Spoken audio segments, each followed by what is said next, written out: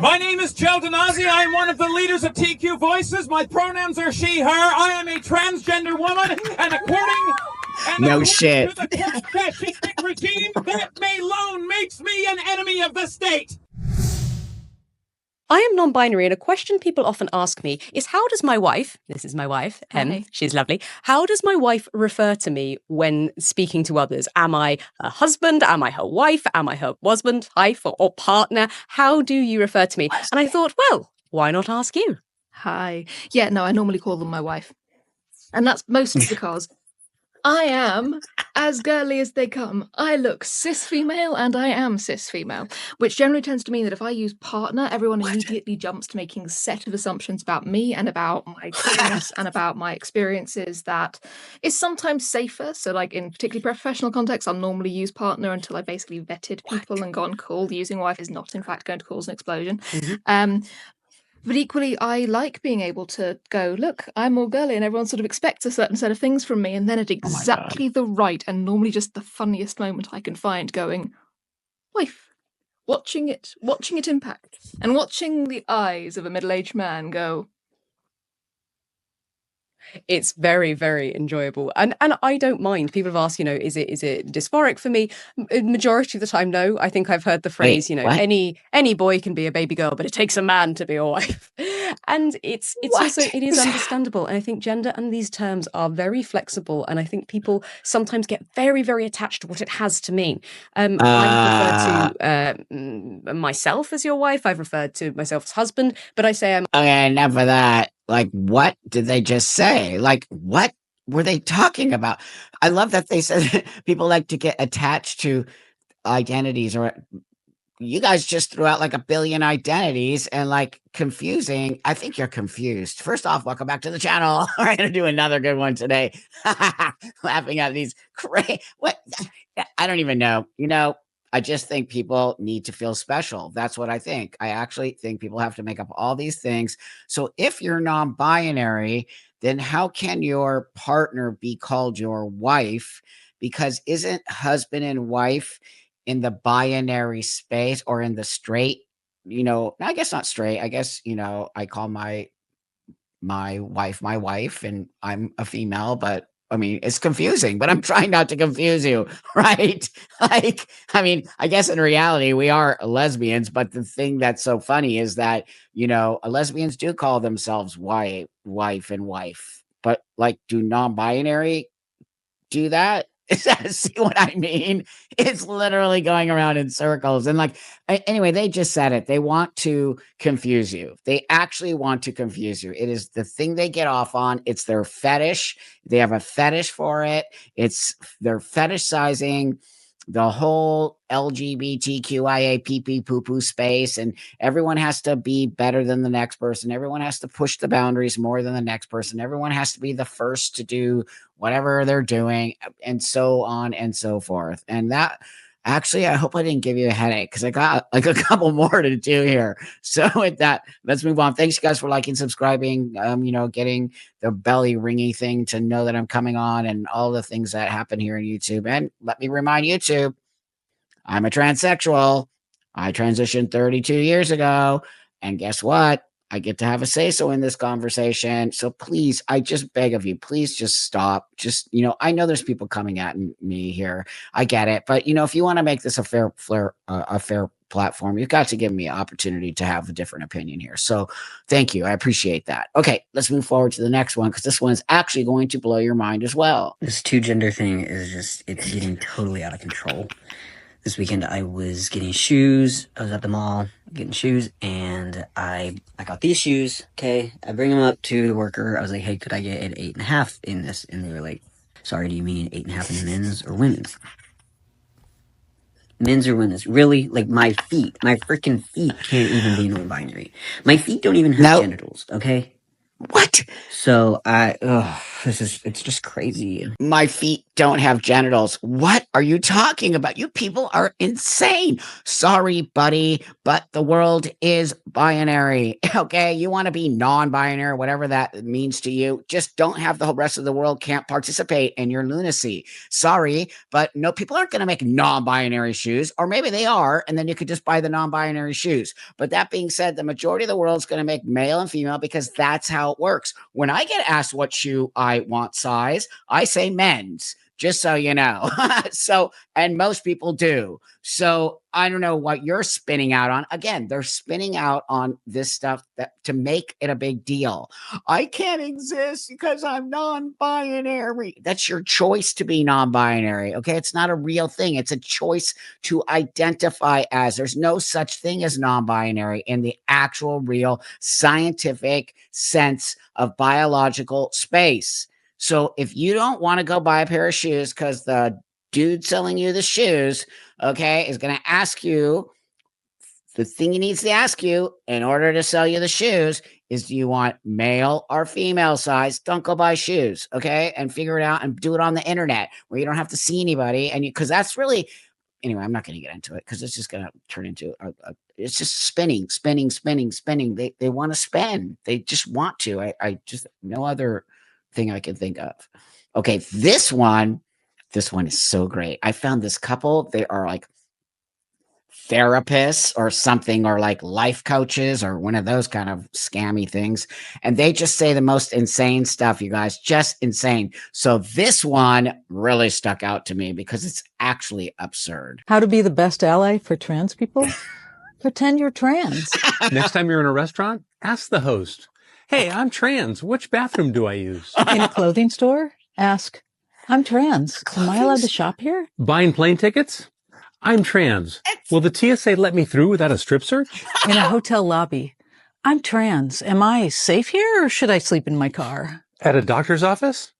"I'm trans. Will I get the same level of care as everyone else?" Or write your government official, "I'm trans. Do I have the same rights today as I did yesterday?" If this sounds absurd, imagine living it. But if half the world's trans, what can they do?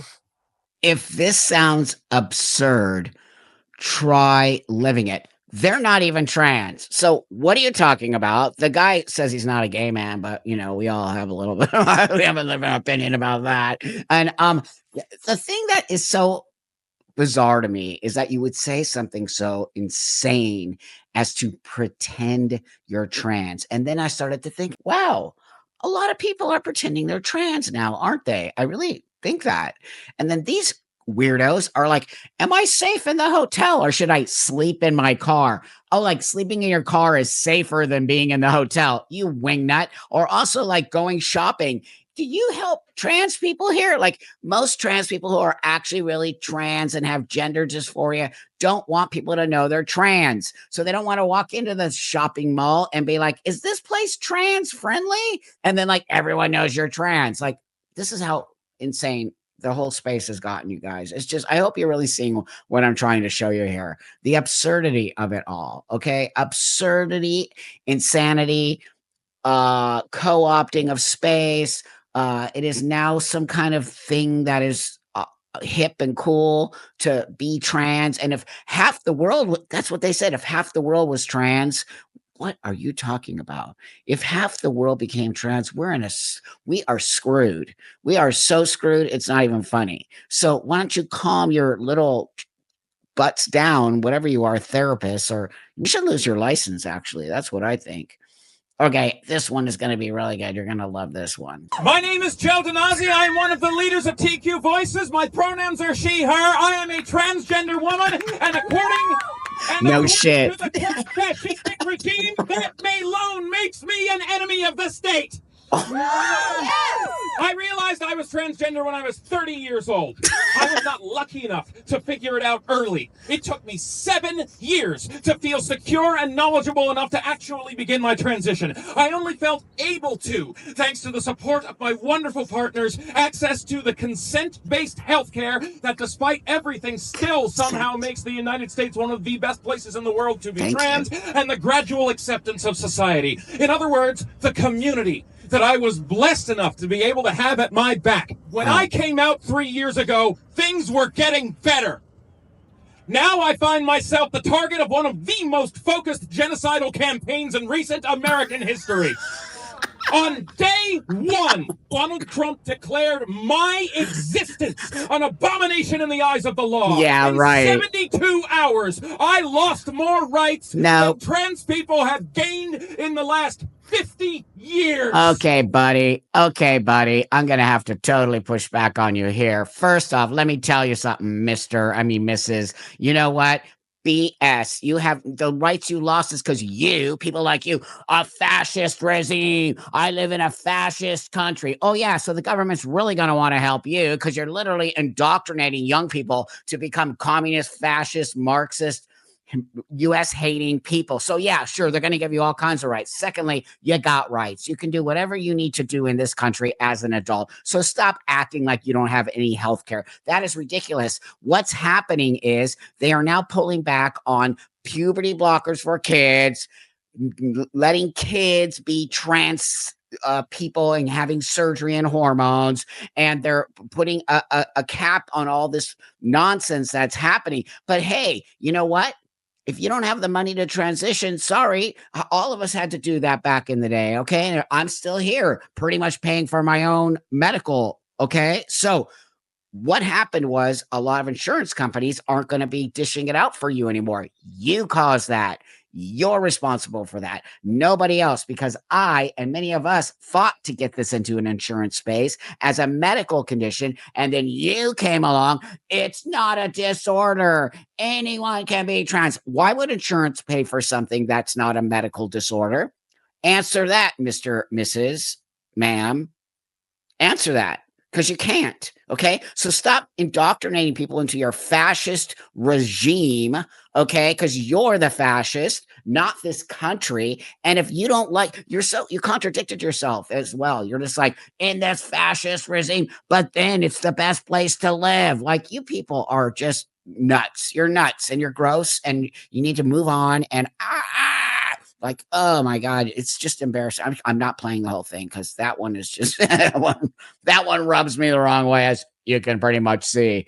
And just so you know, YouTube, I'm not transphobic, okay? I'm an actual transsexual telling you this stuff, which I have a different opinion than these people have. So it's not transphobia. I have no fear of trans people in any way, shape, or form. I don't fear myself. What I fear is misinformation getting put out there, which you're letting happen, by the way. So let's okay, I have this last one for you here. Hi, I am Julian. My pronouns are he, they, and I'm here today because I am trans and I deserve to live, and I want to help protect all the trans kids that come after me. Well, thank you so much. And yes, they can't erase you. Thank you so much. Yeah, they can. Yeah, they can, and they will. So, you know, and I'll be a part of that. So look at this kid.